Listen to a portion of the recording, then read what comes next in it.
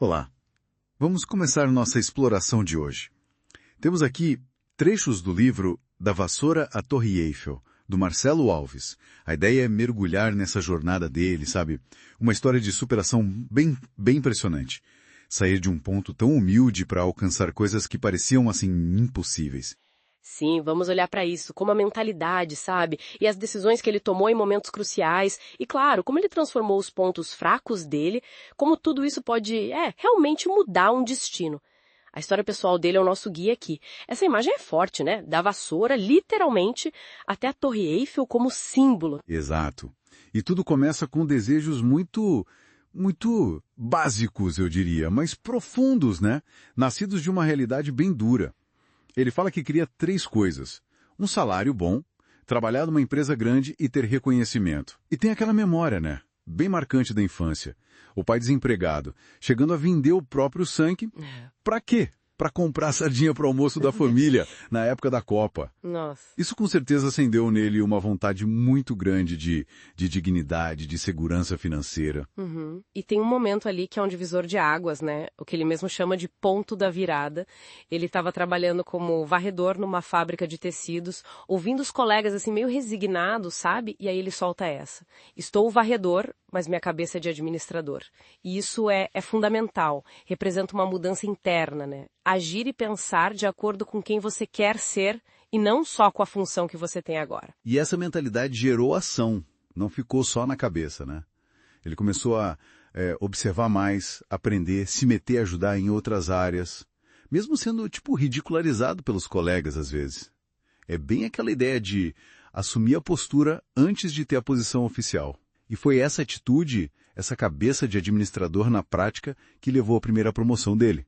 Saiu da função de varredor. Outro pilar importante na história é como ele enfrentou de frente as fraquezas.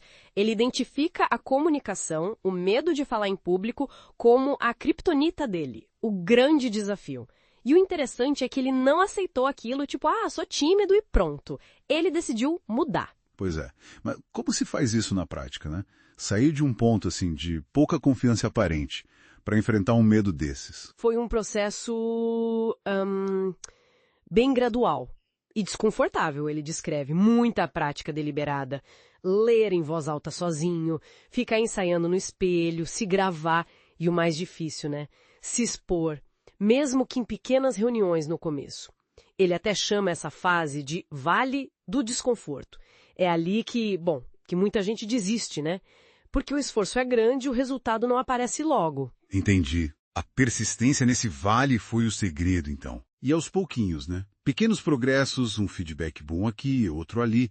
Isso foi construindo a confiança. E ele descobriu algo importante, parece.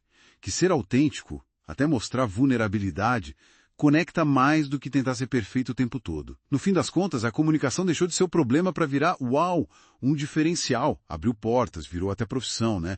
Professor, palestrante. Que virada! Mas nem tudo são flores, né? A trajetória tem altos e baixos, e aprender com o erro é crucial. Ele conta daquela tentativa de empreender com um aplicativo local, o Tem Tudo da Serra. Ele investiu tempo, dinheiro, mas faltou uma coisa essencial: validar a ideia no mercado. Conversar com os comerciantes que seriam os clientes. E aí veio a pressão externa, né? Questões familiares importantes, o nascimento do filho, Marcelo Lucas, com síndrome de Down, que naturalmente exigia mais tempo, mais estabilidade. Isso acabou levando ele a encerrar o projeto. E ficou a lição, imagino que dolorosa, o medo de arriscar, ou talvez nesse caso, o medo de validar pode roubar grandes oportunidades. O arrependimento ensina muito. Exato. E essa experiência reforça outra ideia que ele traz. Não decidir também é uma decisão. E muitas vezes é a pior decisão. Porque você entrega o controle pro acaso, né? A omissão, a procrastinação em validar a ideia teve um custo bem alto ali. E o curioso é que essa mesma necessidade de mais tempo para a família, que fechou uma porta, acabou impulsionando outro sonho, né? O de ser professor universitário. Ele meio que antecipou esse plano.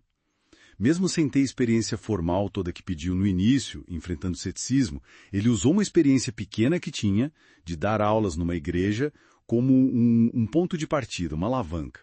Insistiu, foi atrás, conseguiu a primeira vaga, e essa primeira abriu caminho para muitas outras. A dor e a necessidade viraram motor de novo. E assim a gente chega simbolicamente na Torre Eiffel. Paris, para ele, não era sobre turismo. Era o símbolo máximo dessa jornada toda. Ser convidado para palestrar fora do país sobre empreendedorismo, vindo de onde ele veio, como varredor. Nossa, isso valida toda a transformação. É o lugar onde ele pôde dizer para si mesmo e para o mundo que a origem não define o destino, que a superação é real, é possível, é a vitória sobre a dúvida interna e sobre as limitações que impõem para a gente, né? Explanando essa história do Marcelo Alves, fica muito clara a força da resiliência. A mensagem central que eu tiro é essa. As circunstâncias onde você começa, elas não são uma sentença final. De jeito nenhum. A mentalidade é aquela cabeça de administrador, a coragem para decidir e agir, mesmo com medo, e a disposição para encarar e transformar as fraquezas, esses são os verdadeiros motores da mudança. É uma metáfora muito poderosa mesmo, da vassoura à Torre Eiffel, fala muito sobre o potencial de crescimento que existe em cada um. E conecta com essa ideia de transformar a dor, a dificuldade em missão, em propósito, sabe? O que nos leva talvez a uma reflexão final. Qual seria, para quem está ouvindo a gente, aquele ponto fraco pessoal que, se for encarado de frente, sabe, não como um limite, mas como um desafio a ser trabalhado, será que ele não poderia se revelar surpreendentemente a fonte de uma força inesperada? Ou de um propósito novo? Fica aí a provocação para a gente pensar.